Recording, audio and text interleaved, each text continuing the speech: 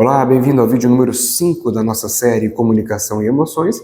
E agora, completando a lista da tabela do Dr. Albert Mehrabian, do professor Albert Mehrabian, vamos falar sobre o que sobrou para as palavras, já que 55% da nossa comunicação estão na linguagem corporal e 38% estão nas qualidades vocais, sobraram para as palavras apenas 7%.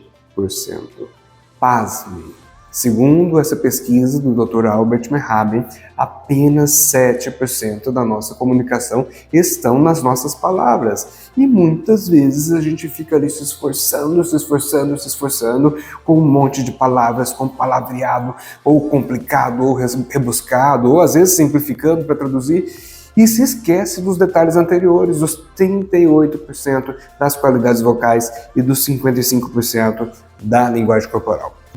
O fato é que para as palavras, segundo a pesquisa do professor Albert Mehrabian, sobraram apenas 7%. O que significa que tudo que você vai falar depende muito mais dos outros itens, mas também depende das palavras. Não é porque são apenas 7% para elas que elas são invalidadas ou inúteis. Pelo contrário, as nossas palavras criam realidade na nossa cabeça. Existe um conceito da programação neurolinguística que diz o seguinte: o mapa não é o território. Território é o que acontece. Mapa é a representação mental, é o que passa pela nossa mente. E segundo a PNL, o que nós vivemos não é o território, não é o que acontece. O que nós vivemos é o que passa na nossa mente. Você pode estar vivendo qualquer tipo de experiência na prática, mas o que realmente você vive é o que a sua mente absorve disso.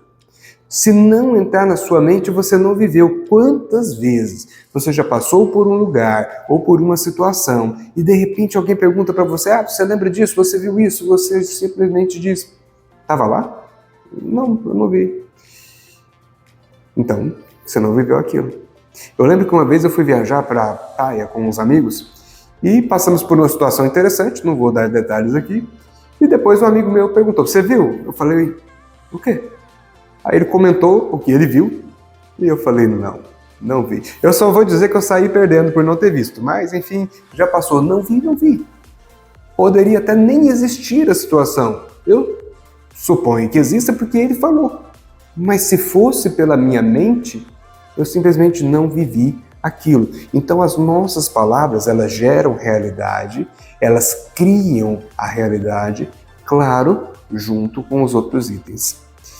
A questão das palavras precisarem das qualidades vocais e da linguagem corporal justifica porque uma comunicação por mensagem, por exemplo, às vezes não é tão profunda. Uma comunicação por texto, uma mensagem de texto, não é tão profunda quanto um telefonema, quanto um vídeo, quanto a comunicação cara a cara.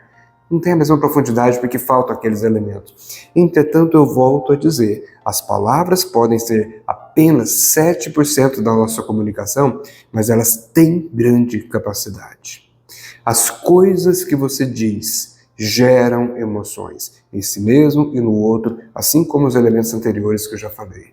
Basicamente, tudo que nós comunicamos vai gerar emoções em nós e no outro, começando em nós. E depois no outro. Porque antes de chegar lá, está saindo daqui.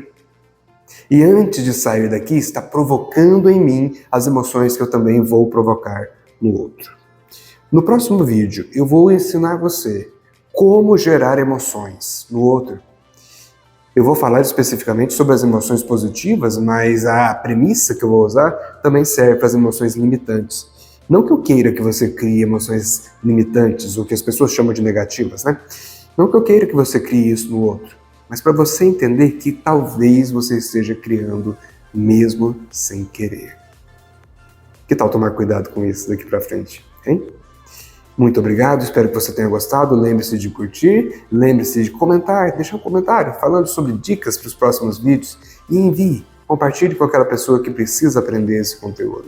E no próximo vídeo eu vou ensinar você a usar as palavras e a comunicação como um todo para gerar emoções nos outros. Até lá!